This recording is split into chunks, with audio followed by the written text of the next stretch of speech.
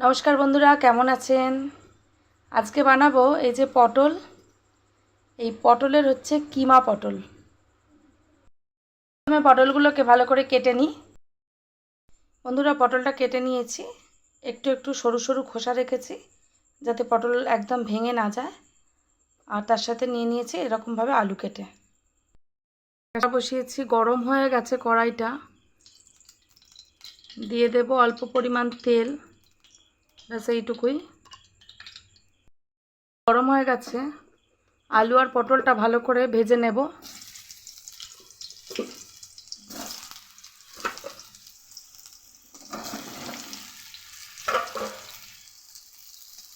এর মধ্যে দেব নুন আর হলুদ।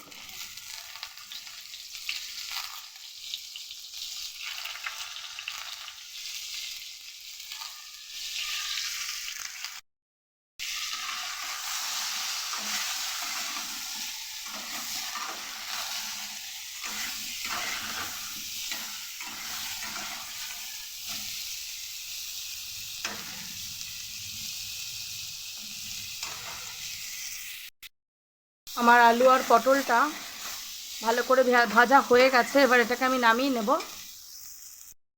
আলু পটল নামিয়ে নিয়েছি। কড়াইয়ের মধ্যে দিয়ে দেবো আর একটু পরিমাণ তেল।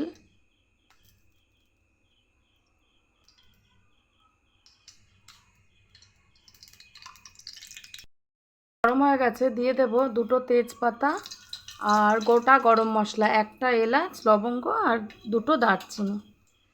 আর এর মধ্যেই দিয়ে দেব কুচিয়ে রাখা পেঁয়াজ।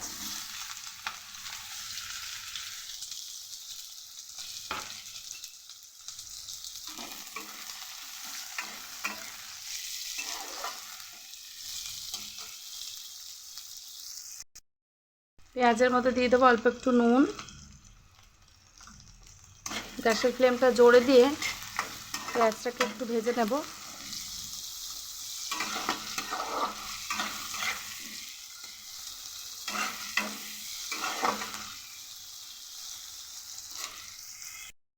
ঝালের জন্য দেব একটা কাঁচা লঙ্কা, কারণ আমরা বেশি ঝাল খেতে পারি না।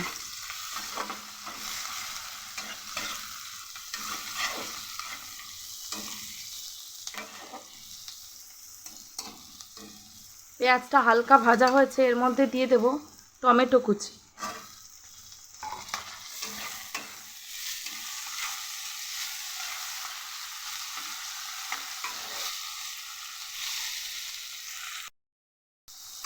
পেঁয়াজ আর টমেটো যখন আদা ভাজা আদা কাঁচা অবস্থায় আছে, এর মধ্যেই দিয়ে দেব 100 গ্রামের মতো চিকেন কিমা।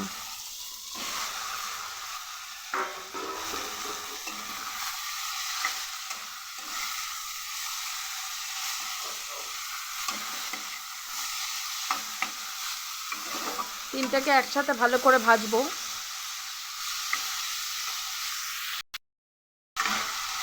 হালকা ভাজার পর এর মধ্যে দিয়ে দেব বেটে রাখা এই যে আদা রসুন। বাটিটা ধুয়ে অল্প একটু জলও দিয়ে দেবো।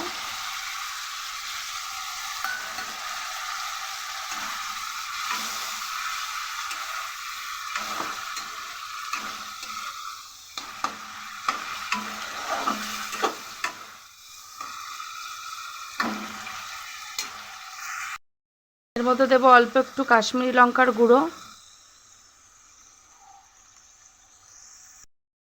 দেব হলুদ গুঁড়ো আর আরেকটু সামান্য পরিমাণ জল দিয়ে ভালো করে কষাবো।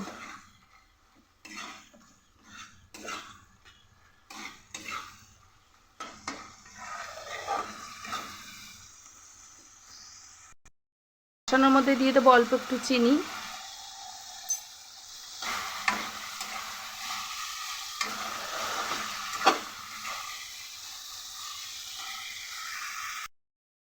আমার মশলাটা সুন্দর করে কষানো হয়ে গেছে, এর মধ্যে দিয়ে দেব জল।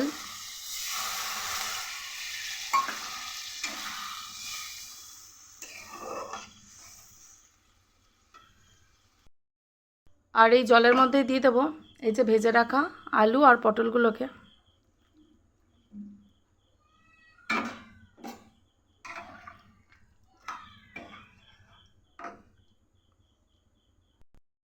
ঝোল ফুটছে, একটা থালা দিয়ে ঢেকে দেব 10 মিনিটের জন্য।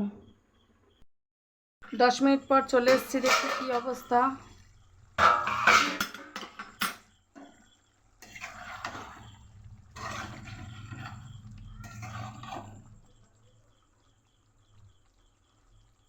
আমার আলু এবং পটল একদম সিদ্ধ হয়ে গেছে। এবার এটাকে আমি নামিয়ে নেব। আমার রান্নাটা হয়ে গেছে বন্ধুরা। সার্ভ করে দেখাই। তবে বন্ধুরা একটা কথা বলতে পারি, ভাত হোক বা রুটি, এত অসাধারণ টেস্টি লাগে। শীত, গ্রীষ্ম, বর্ষা, যখন পটল খেতে ইচ্ছা করবে না তখন এইভাবে রান্না করে খাবেন। হাত চেটে পুটে বাড়ির লোক সব খেয়ে নেবে।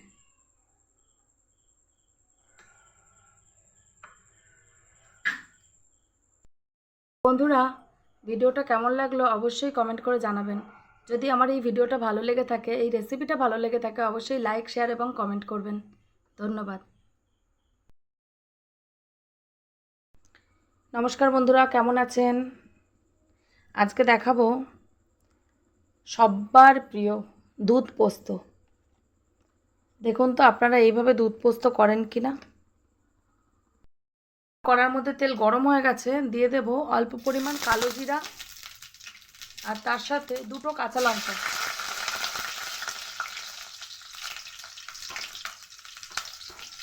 আর এর মধ্যেই দিয়ে দেব কুচিয়ে রাখা পেঁয়াজ। এর মধ্যে দেব অল্প পরিমাণ নুন। পেঁয়াজটাকে ভালো করে ভাজবো। গ্যাসের ফ্লেমটাকে হাই করে দিলাম।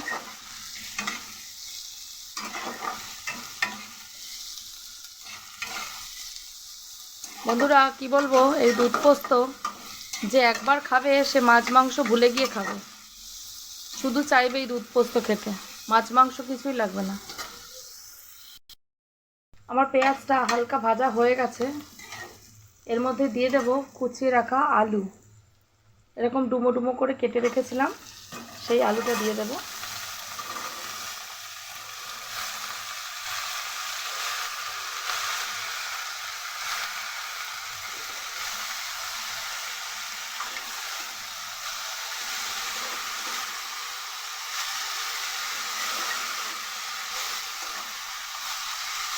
এই আলুর মধ্যেও দিয়ে দেব অল্প পরিমাণ নুন।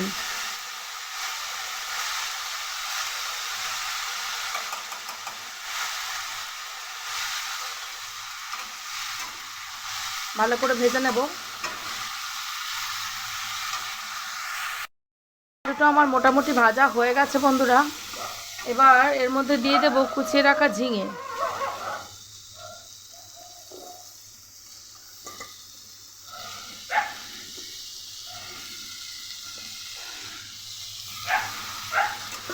ঝিঙেটার সাথে আলুটা হালকা নাড়াচাড়া করব। আর আমি তখন পরিমাণ মতো নুন দিয়েছি বলে আর নুন দেব না। তবে এটা অবশ্য আপনারা শুধু আলু দিয়ে খেতে চাইলে তাও খেতে পারেন। আর ঝিঙেটা দিলে একটু বেশি ভালো লাগে, মানে আমার বেশি ভালো লাগে বলে আমি একটু ঝিঙেটা দিয়েছি। শুধু আলু দিয়ে করলেও দারুণ টেস্ট হয়।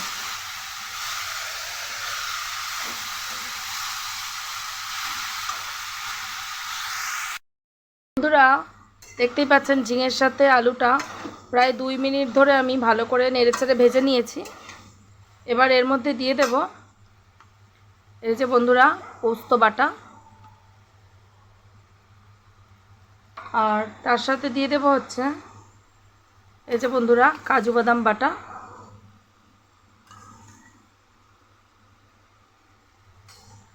এবার একসাথে ভালো করে এটাকে নাড়তে থাকবো।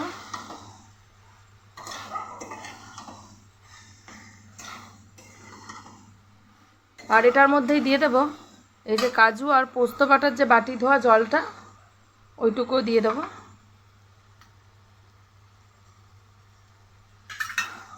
একসাথে ভালো করে নাড়িয়ে চাড়িয়ে নেব। তবে কাজু বাদাম বাটা আর পোস্ত বাটা দিয়ে এটা খুব একটা বেশিক্ষণ ভাজা যাবে না।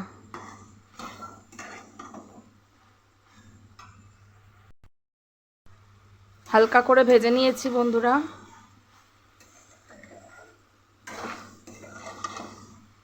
এবার এর মধ্যে দিয়ে দেব 1 গ্লাস পরিমাপের দুধ।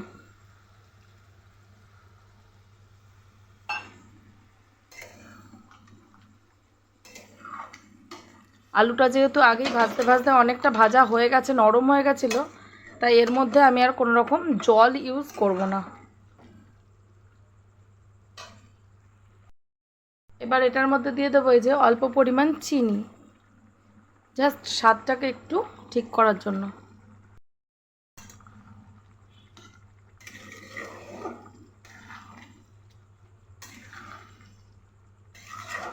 বন্ধুরা, যখন এরকমভাবে ফুটে উঠবে তখনই গ্যাসের ফ্লেমটাকে একদম লো করে দিয়ে একটা থালা দিয়ে ঢেকে দেব পাক্কা 10 মিনিটের জন্য। 10 মিনিট পর চলে এসেছি বন্ধুরা, দেখি কত দূর হলো। দেখুন বন্ধুরা, এটার মধ্যে তো হলুদ বা লঙ্কার গুঁড়ো এসব দেয়া নেই। এই যে এগুলো উঠছে, এগুলো হচ্ছে তেলটা ছাড়ছে, কাজুর তেলটাও ছাড়ছে, প্লাস যেটুকু তেল দিয়েছি। হয়ে এসছে আমার। গ্যাসের ফ্লেমটাকে একটু বাড়িয়ে দিলাম, দিয়ে আর একটু ড্রাই করে নেব।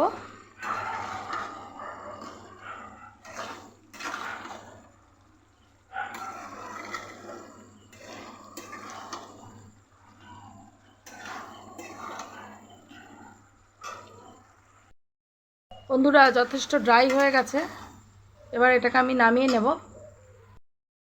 সার্ভ করে দেখাই, আপনারা কত কিছুই তো করে খান, না জানি কত রকমের পোস্ত খান, তবে একবার রিকোয়েস্ট এইভাবে করে খেয়ে দেখুন, আশা করি আপনাদের খুবই ভালো লাগবে।